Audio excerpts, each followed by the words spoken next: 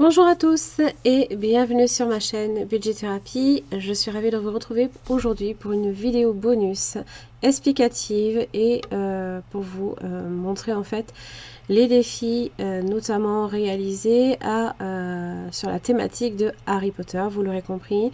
Donc ce sont des défis que vous retrouvez bien entendu sur ma chaîne, hein, parce que je les utilise notamment pour épargner, mais que vous pouvez aussi retrouver sur ma boutique. Vous avez le lien en barre d'infos, donc n'hésitez pas. Évidemment, il y a des mises à jour, il y a des nouveautés, donc ça peut bouger aussi beaucoup. Bon, l'objet de cette vidéo est surtout pour vous montrer un petit peu les défis, mais surtout pour vous les expliquer, et notamment le plateau aux économies, hein, qui est le plateau principal, le plateau, on va dire, qui est sorti en premier, sur lequel j'ai mis 2 mois, 2 mois complets, à le réaliser, à le réfléchir, à le... Voilà. Donc évidemment il y a une forme de complexité derrière, pas plus que n'importe quel jeu de société, j'ai envie de vous dire, hein. Il y a des règles tout simplement qui sont pas nécessairement compliquées, c'est juste un automatisme à avoir, voilà, c'est tout. Mais une fois que vous les avez, rien ne vous empêche justement de vous amuser tout en épargnant, et c'est quand même un petit peu le but des défis. Donc là, on va commencer ici avec le plateau aux économies. Donc je vais vous zoomer légèrement pour que vous voyez un petit peu mieux tout de même. Alors, donc vous avez là ici, quand vous prenez le défi, vous avez un plateau, évidemment là ici, qui se présente comme ceci, et la map sur lesquels il faut découvrir des zones. Alors il faut savoir, et je pense que je l'avais mis en vente numérique, donc je proposais non pas les zones à découvrir, mais des zones à colorier. Je pense que je vais proposer les deux formats directement sur ma boutique. Ça peut être même sympa si vous n'avez pas forcément envie de gratter. Des fois on a envie de colorier, c'est sympa. Il faut savoir que ces zones-là, que vous les découvriez ou que vous les coloriez, elles ne vous coûtent rien, c'est en plus. Il faut aussi quand même en tirer du plaisir, hein, parce que déjà, on économise suffisamment ici avec ce plateau-là. Alors, ce plateau est un plateau comme sur le principe du jeu de loi.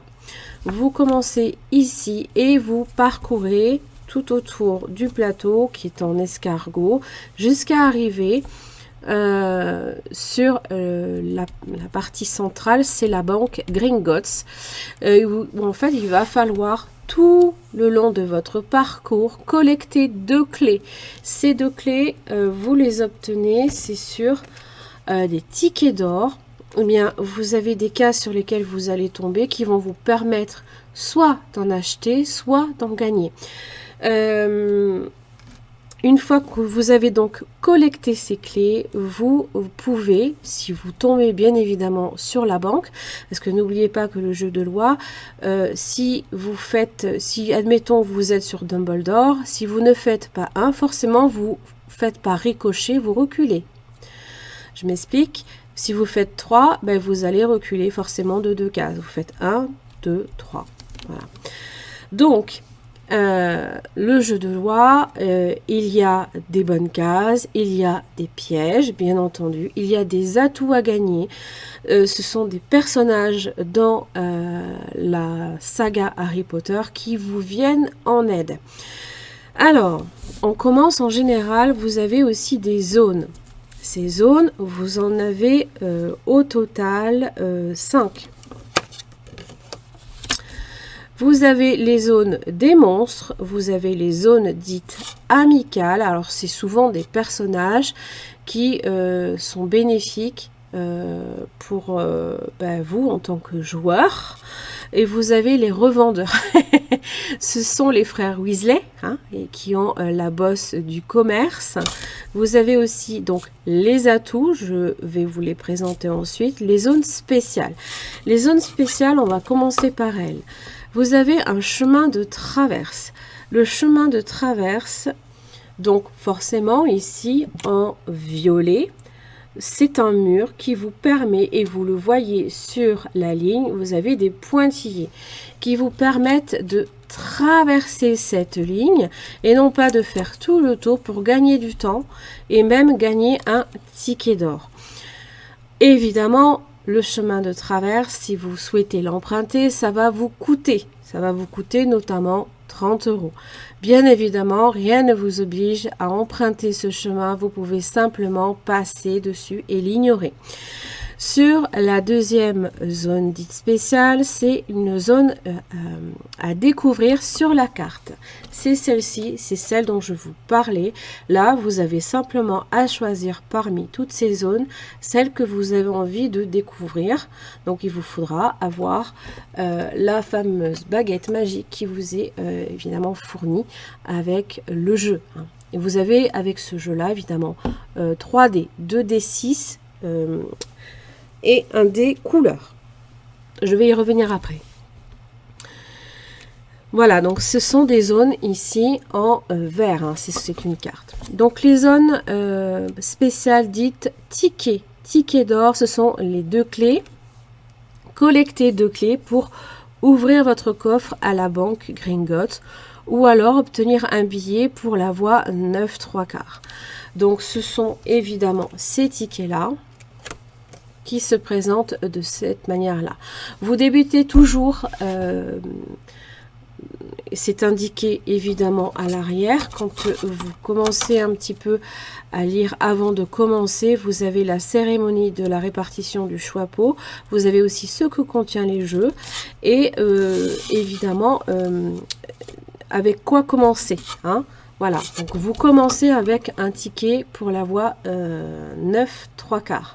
Quand vous tombez en général sur la voie 9/3/4, eh bien en fait, ça vous permet de sauter 3 cases si vous avez justement un billet. Et c'est cette zone ici. C'est le train, hein, c'est le Poudlard Express.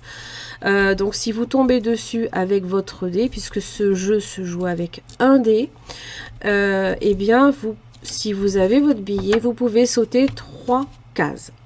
Si vous n'en avez pas, c'est simple, vous ne faites rien, il n'y a rien de spécial à faire, si ce n'est rejouer.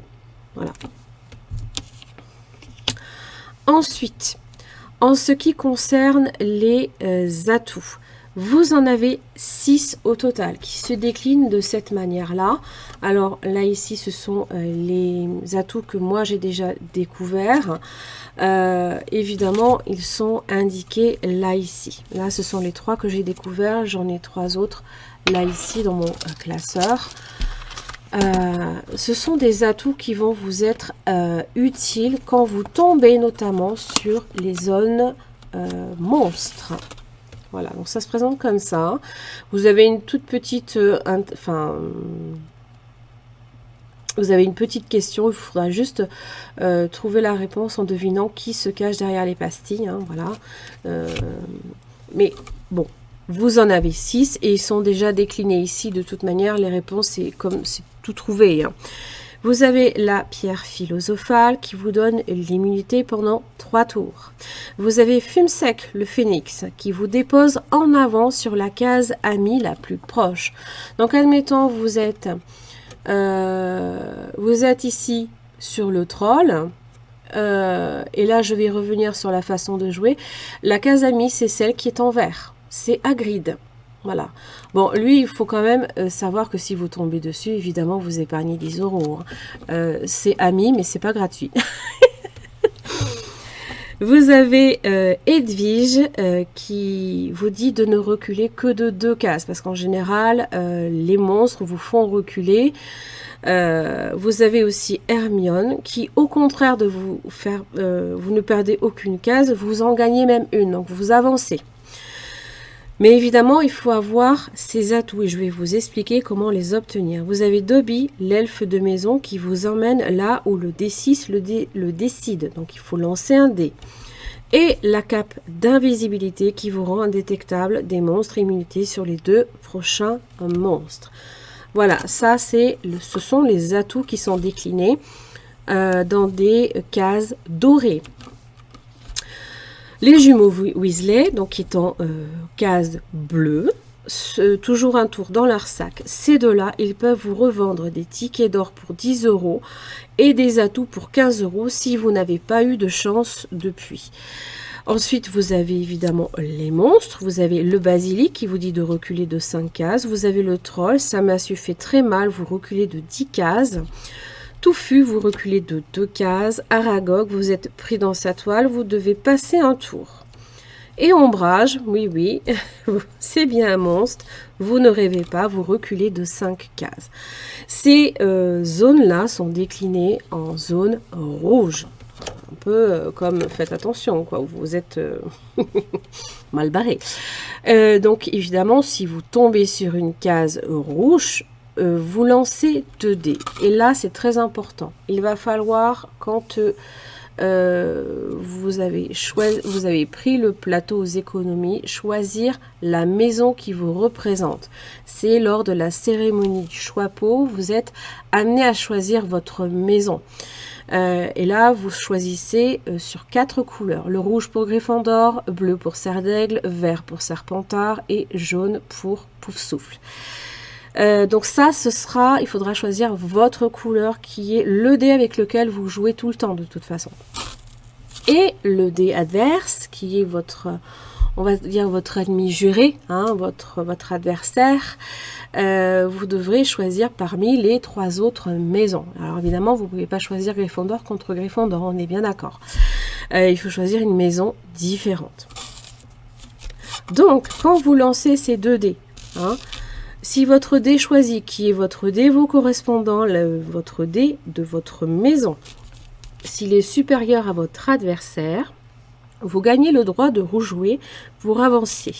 Si par contre vous perdez, vous appliquez la sentence du monstre, à moins que vous ayez un atout. Donc ça veut dire que vous avez quand même beaucoup de chances aussi de gagner contre le monstre, puisque déjà, vous avez une chance de gagner en lançant le dé, le double dé.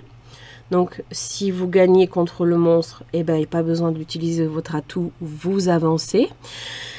Si vous perdez contre le monstre, vous avez la possibilité de tirer un dé couleur qui vous permettra c'est le dé couleur qui va choisir l'atout qui va vous venir en aide. Alors, au début, évidemment, vous n'avez pas tous les atouts.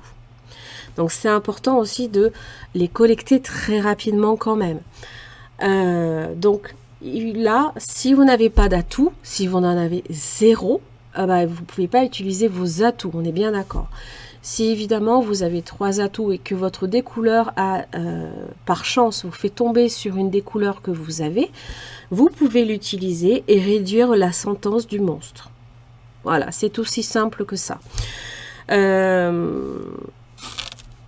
Après, voilà, ce découleur vous aide simplement à faciliter le choix de l'atout qui va... parce qu'il faut aussi laisser un petit peu le jeu de hasard. Oui, hein.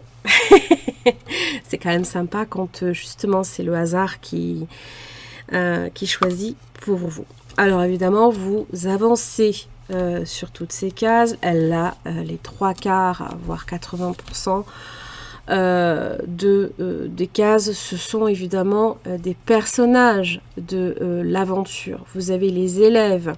Ces élèves, c'est Harry, c'est Ginny, c'est Londubat, c'est Draco et c'est Ron. Avec ces élèves-là, à chaque fois que vous tombez sur une case, vous allez devoir verser dans votre banque, dans la banque Gringotts, qui se présente comme ceci. Alors moi j'ai déjà mis des sous dedans, hein.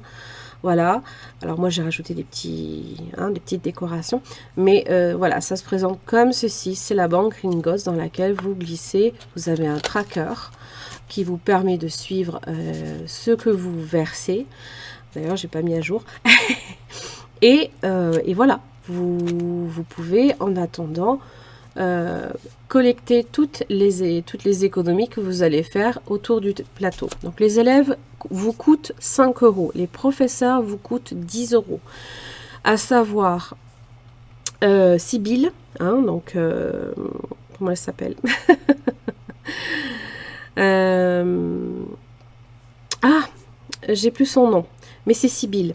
Vous avez Severus, vous avez Hagrid, vous avez Folleuil et vous avez McGonagall qui vous permettent d'économiser 10 euros. Et puis vous avez aussi deux personnages puissants, évidemment Dumbledore et Voldemort, qui eux vont vous coûter 15 euros. Voilà. Donc une fois que vous traversez évidemment votre périple, hein, le plus important est d'avoir un maximum d'atouts et surtout d'avoir ces fameuses 2 clés. Si vous n'avez pas les 2 clés, vous ne pouvez pas aller retirer toutes les épargnes que vous avez réussi à collecter dans votre coffre. Voilà.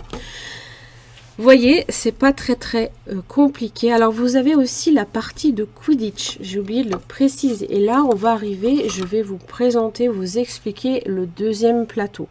Parce que à la base, j'avais décidé simplement que la partie de Quidditch, ce serait simplement un jet de 2 dés qui vous confronte à votre adversaire. Et la partie de Quidditch, donc... si vous obtenez, si vous gagnez contre votre adversaire, donc si votre dé est supérieur à l'adversaire, vous pouvez même gagner un atout. Pour vous dire, si vous perdez, vous devez verser 10 euros à la banque Gringotts. Tout est vraiment indiqué. Donc après, c'est juste une histoire d'entraînement, que j'ai presque envie de dire. Maintenant, si la partie de Quidditch, vous avez envie de la faire différemment, vous le pouvez, puisque j'ai très récemment créé un autre jeu de plateau qui est, la partie Harry et la partie de Quidditch. Donc, je vais vous la présenter. On rangera ça tout à l'heure. La partie de Quidditch, donc vous avez un chaudron épargneur, pour pas faire référence au chaudron baveur. Et il se présente comme ceci. Donc, soit vous lancez ces fameux 2 dés dans le plateau aux économies, soit vous switchez directement de plateau. Ça peut être sympa aussi. Moi, c'est ce que je vais faire. C'est qu'à chaque fois que je vais tomber sur la zone Quidditch, je vais faire le plateau. Alors, c'est un plateau... toujours pareil, moi j'avais choisi Gryffondor comme la maison qui me représente et en face j'ai Serpentard. Alors ce plateau, vous commencez ici et vous avez notamment aussi avec ce plateau des petites cartes pour chaque équipe. Chaque équipe reçoit 15 cartes. Ces 15 cartes, évidemment, vous voyez que vous avez des zones avec votre maison et celle de l'adversaire. Et bien, c'est simple. Quand vous tombez dessus, quand vous tombez par exemple sur Serpentard, on va vous demander de piocher une carte. Alors évidemment, il faut s'assurer quand même de l'avoir mélangé un minimum. Et après, ben, vous prenez une carte. Et c'est le Soifle. Le Soifle, si vous connaissez votre classique de Quidditch dans Harry Potter, vous savez que c'est la balle principale qui est échangée en fait entre les joueurs, quoi. Et c'est le Soifle qui doit traverser les 3 cercles, un des 3 cercles. Pas les 3 cercles en même temps, ça va être compliqué. Et alors, donc, vous avez une petite consigne indiquée ici. Donc, par exemple, l'équipe adverse tient la balle. Donc là, je suis chez mon adversaire. D'accord?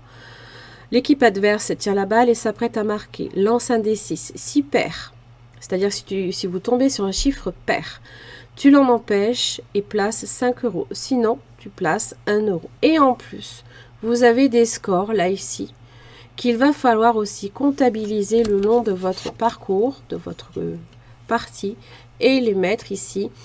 Home, c'est pour vous, c'est votre maison, c'est...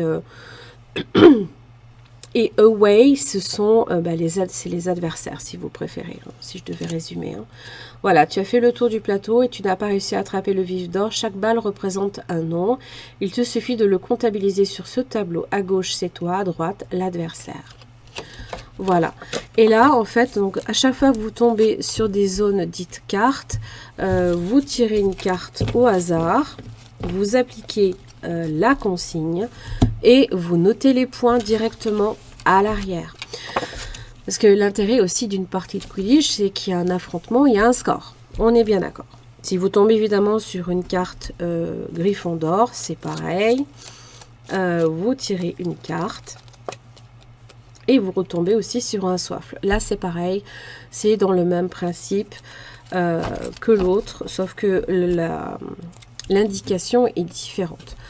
Alors, évidemment, vous savez qu'il y a aussi deux autres balles. Il n'y a pas que le soifle. Il y a aussi le cognard, qui, lui, peut vous faire perdre des points. Vous avez aussi, vous avez le vif d'or, bien évidemment. Alors là, c'est le vif d'or de l'adversaire. Si vous avez tiré le vif d'or chez votre adversaire, c'est votre adversaire qui gagne. Vous perdez, forcément. Vous avez aussi le balai. Alors, chez vous, il vous fait gagner de la vitesse. Et là, ici, il vous fait tomber de votre balai. Vous voyez ce que je veux dire? Vous avez le cognard, voilà.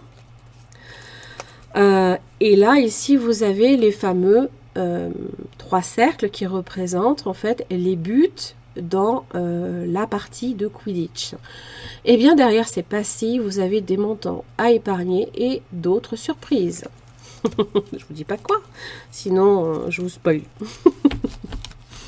Voilà, c'est tout simple. Et en fait, le but, il est que, alors, soit vous faites le tour du plateau, vous avez votre score est supérieur à celui de votre adversaire, vous gagnez, vous pouvez récupérer la mise, le tout est d'épargner. Alors l'idéal est de jouer avec un seul dé, parce que c'est vrai que sinon c'est trop rapide. Si vous jouez avec 2 dés, vous êtes déjà à la moitié du plateau, enfin c'est un peu moins drôle, quoi. Ou vous pouvez continuer de jouer, et à chaque fois que vous repassez sur la case Start, vous reversez 5 € dans le chaudron. Et donc, en rejoignant, peut-être que vous souhaitez attendre de tomber sur le vif d'or. Auquel cas, si vous tombez dessus, ben, tant mieux, vous avez gagné, vous récupérez votre mise. Auquel cas, c'est l'adversaire qui gagne. Alors oui, vous perdez, mais vous récupérez quand même votre mise. On est bien d'accord, hein, c'est pas... Voilà. Ça, c'est la partie de Quidditch. Alors évidemment, il y a d'autres jeux que j'ai créés. Vous avez le grimoire des sortilèges. Alors, vous les trouvez en différents formats. Là, ici, j'avais essayé un format A7, qui est suffisant, hein, il n'y a pas de souci. Le but, il est de découvrir, en fait, vous avez des indices. Par exemple, là, ce sont des sortilèges que l'on apprend, en fait, que les élèves apprennent tout le long de leur apprentissage à l'école de sorciers. Donc, l'indice fait apparaître un patronus de protection pour repousser les détraqueurs. Voilà, donc il faut évidemment avoir un minimum, hein, c'est bien normal, mais vous avez quand même la possibilité, vous avez un minimum de connaissances, excusez-moi, je finis pas mes phrases, je m'en excuse. Un minimum de connaissances pour, oui, ce soit plus facile. Maintenant, vous avez la possibilité ici, vous pouvez tirer des dés pour découvrir déjà derrière ces pastilles les lettres cachées. Car chaque lettre que vous allez mettre, que vous allez renseigner, hein, pour faire apparaître le sortilège, ça vous coûte des sous-sous. Et il y a 12 cartes. Donc ça peut aussi faire l'objet d'un jeu sur 10 mois, hein, on va dire. Alors, vous avez évidemment ensuite, bon, c'est un peu différent, mais tout aussi joli. Moi, j'aime beaucoup. Les défis Strass. Hein. Donc voilà, donc vous avez Fumsec, le Phénix. J'ai également Edwige. Là, j'ai rajouté dernièrement Buck, l'hippogriffe. Et bon, je pense en rajouter d'autres. Alors évidemment, chaque strass et la couleur du strass va vous coûter tant. Le but, il est en fait de faire une jolie décoration pour rendre hommage à ces célèbres animaux fantastiques. Voilà, donc vous avez aussi Edwige, je vais y arriver, tout va bien Hélène, ne perds pas patience, voilà. Et Buck, je ne me le suis pas encore imprimé, mais il est aussi disponible sur ma boutique.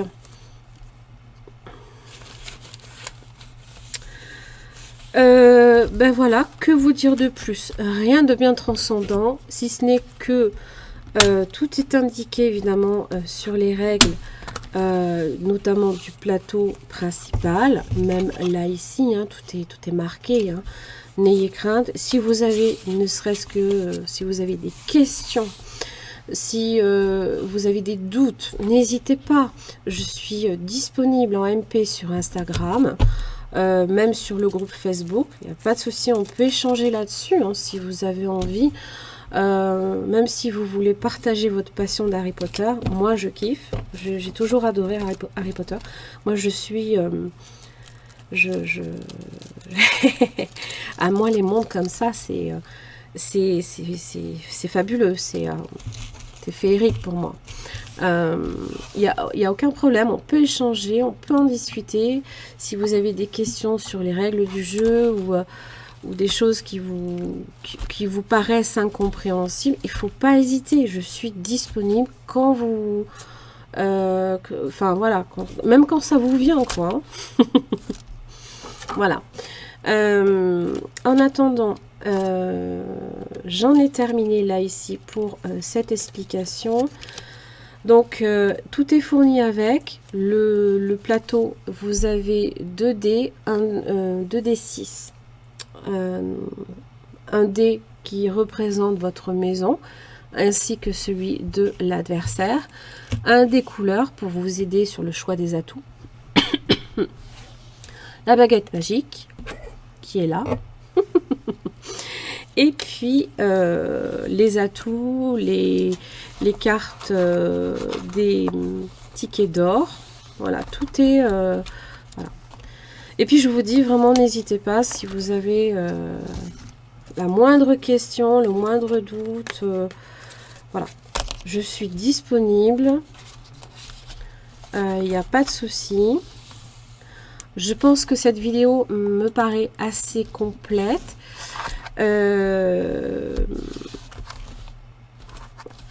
Et puis voilà. Je pense qu'on a terminé. N'oubliez pas que ces jeux-là sont disponibles sur ma boutique dans la collection Harry. Alors, dans la collection Harry, vous avez tout ce qui concerne Harry Potter et vous avez aussi des rubriques dites jeux de plateau. Vous pouvez aussi les retrouver là. Vous avez aussi la rubrique défis Strass. Vous retrouvez certains défis Harry Potter aussi. Voilà, donc n'hésitez pas. Je vous embrasse. Je vous laisse là sur cette explication, sur cette présentation hein, de façon, je pense, assez complète. Et puis, ben, je vous retrouve prochainement pour sûrement une suite, un petit complément dans la collection Harry Potter. Je vous embrasse très fort et à très vite.